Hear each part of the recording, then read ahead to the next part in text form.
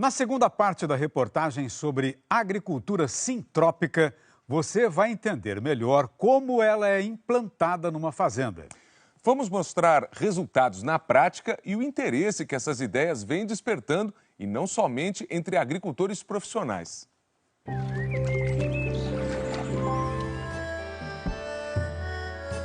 Continuamos na Bahia, agora na região de Jequié, no sudoeste do estado, o município Jaguaquara. Viemos conhecer Henrique Souza, agrônomo nascido na região e um dos principais dispersores das ideias de Ernest Goethe, que ele conhece há décadas. Estamos numa propriedade altamente produtiva, rentável, inclusive pelo processamento do que sai da terra. Aqui a paisagem também é basicamente florestal, mas vamos ver como tudo começa na tal agricultura sintrópica, nesta área de implantação recente. O Henrique está me contando que há menos de 1 ano e meio, essa área toda onde nós estamos aqui, só tinha sapé, samambaia e um pouco de braquiária, né? Isso mesmo. Henrique. Só que depois de implantado o sistema, em pouco tempo ela já começou a produzir, né? Na verdade, o que você já tirou daqui? Então, nós começamos a colheita a partir de 45 dias, mais ou menos. Colhemos alface, rúcula, aí posteriormente veio o tomate, aí depois veio milho, mandioca, agora nós estamos colhendo banana, posteriormente vai vir a pupunha e depois as frutíferas que estão implantadas aqui. Cacaueiros, temos açaís, jaqueiras e temos árvores também nativas como piqui, oiti, jatobá.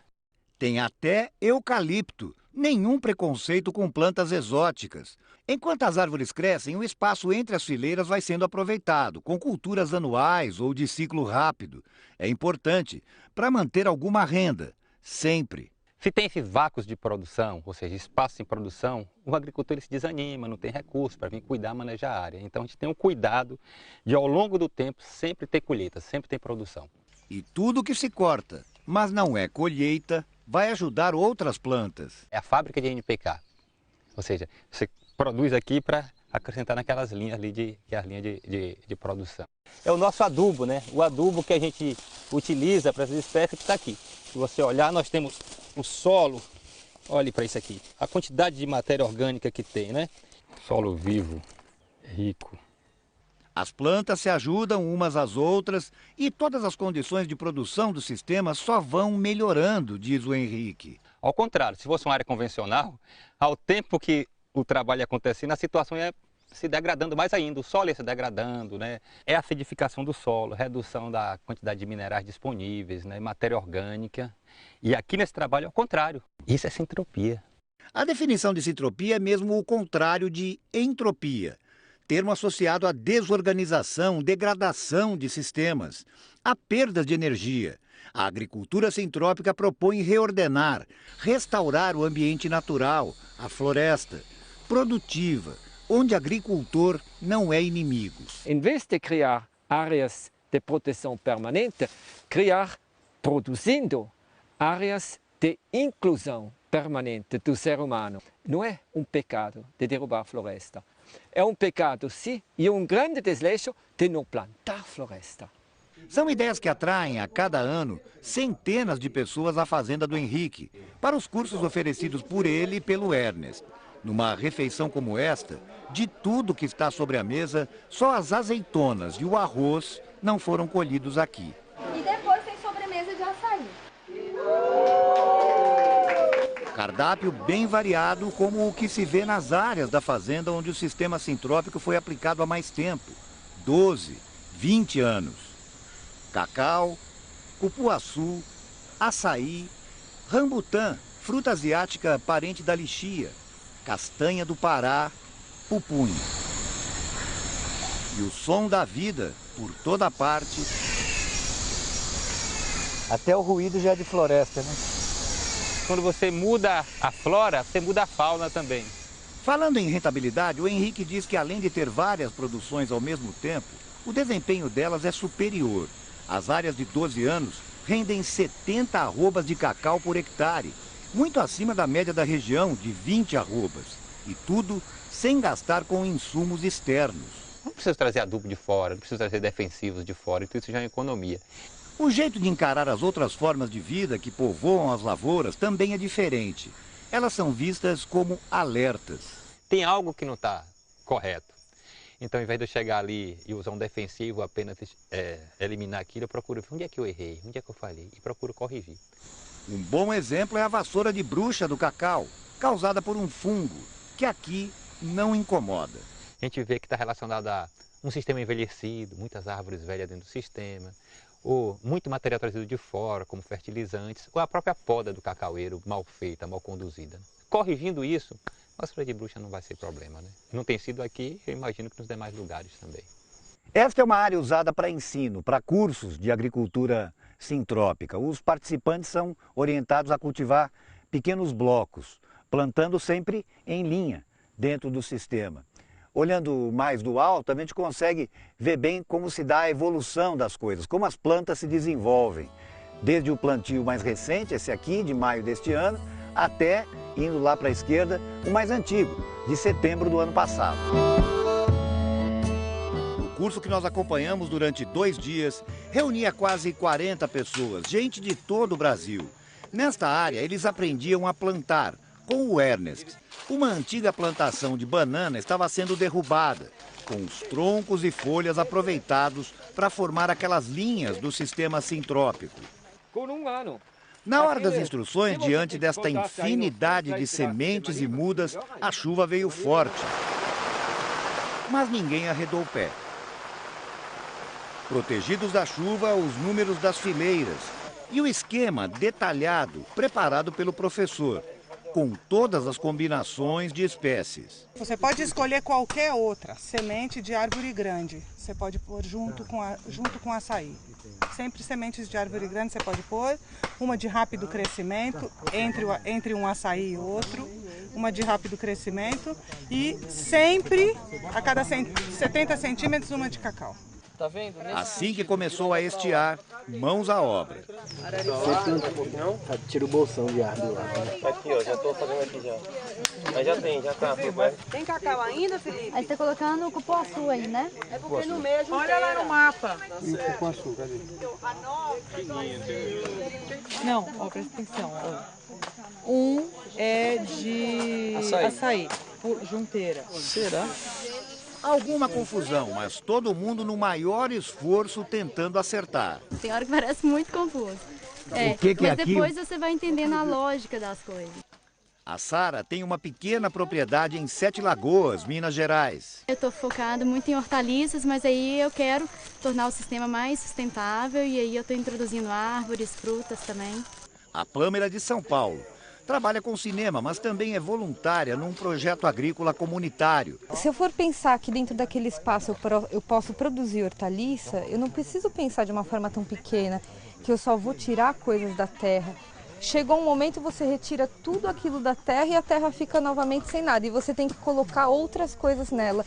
Aqui acaba sendo diferente. A lógica que a gente nasceu do mundo é uma lógica que, para a gente entender as coisas, elas têm que estar separadas, divididas, fragmentadas, que foi assim que a gente foi treinado para pensar. Então... E aqui é tudo junto, né? Aqui é a lógica da natureza. Motosserra não é vilã, é ferramenta indispensável, assim como outros instrumentos de poda. É o que explica o Henrique em outro momento. E entrando com a turma nesta área mais avançada, ele demonstra. Se eu podar aqui não tem lugar para, não tem gema, então isso aqui não vai brotar. Se não vai brotar, ele vai o quê? Secar. E aí vai danificar não só o galho, a planta vai subir. Então eu corto geralmente aqui assim, sempre próximo a uma gema. Esse aqui... As podas e a eliminação seletiva e sistemática de plantas ao longo do tempo são fundamentais. Mas o trabalho exige observação e mão de obra qualificada. Não é aquele cuidado pesado como se leva em conta o cuidado da agricultura, né? É um cuidado mais leve, um cuidado diferenciado, precisa ter conhecimentos, algumas habilidades, né? Então eu falo que é uma emancipação, né, do trabalho agrícola. Esse pessoal todo se habilita, cada um com um ponto de partida. Eu era engenheiro de software até semana passada, em São Paulo, e hoje eu estou aqui plantando floresta de comida, né, na Bahia. Por quê? Eu acho que é um ambiente que eu me sinto melhor, que faz mais sentido para mim, que eu tenho uma contribuição maior para a comunidade. Não tenho terra, né? Eu tenho amigos que têm o mesmo interesse que o meu e eu pretendo entrar em parceria com alguns produtores. Vera é indígena de Roraima. Diz que a agricultura tradicional do povo dela não faz mais sentido.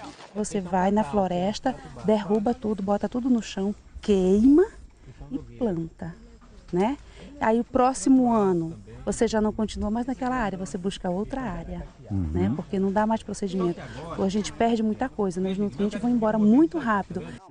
Maria Vitória e Daniel se casaram e foram morar na fazenda de soja do pai dela, com 2.600 hectares, em Goiás. Ela é agrônoma. Ele, nascido na Alemanha, gestor ambiental. Os dois não gostaram do que viram. E a gente foi vendo que o risco é muito grande, o custo é muito alto. E hoje tá dando dinheiro do jeito que é feito. Mas a gente morando lá, querendo criar nossos filhos lá, talvez daqui 20, 30 anos não vai estar mais tão viável assim, né? Sei. Então a gente está pensando em alternativas. A gente está procurando também de criar conhecimento e espalhar, né? Para criar um exemplo mesmo. E falando em espalhar, como é que essas ideias de vocês são recebidas lá na região? Para a maioria das pessoas é mais uma coisa ridícula, né? Que é, essa não vai dar certo. Dois meninos doidos, é isso? É. Mas ao mesmo tempo, lógico que com outras pessoas a gente vê um movimento nascendo, sabe? Ele existe mesmo. E nesta página sobre o Ernest na internet, dá para ver grandes empresários colaborando com ele no desenvolvimento de máquinas e equipamentos para a produção em larga escala, em áreas maiores. A partir do momento que eu consigo te dar a ele, o grande, ou a eles, os grandes, soluções mais baratas e sensatas para fazer aquilo que eles fazem.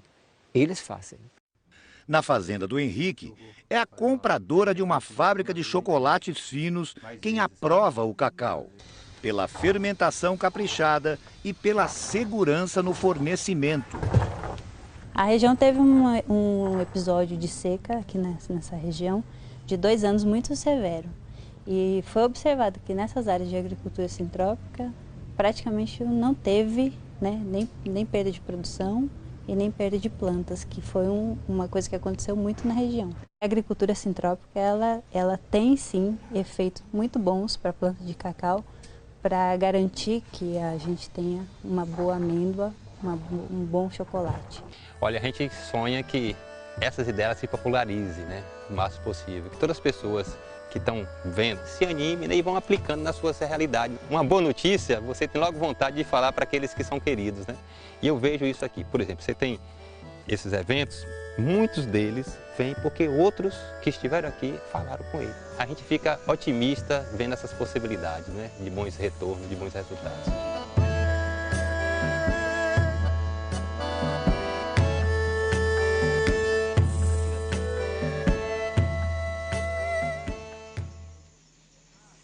Se você quer saber mais sobre o assunto, anote aí o site da Agricultura Sintrópica, agendagoethe.com.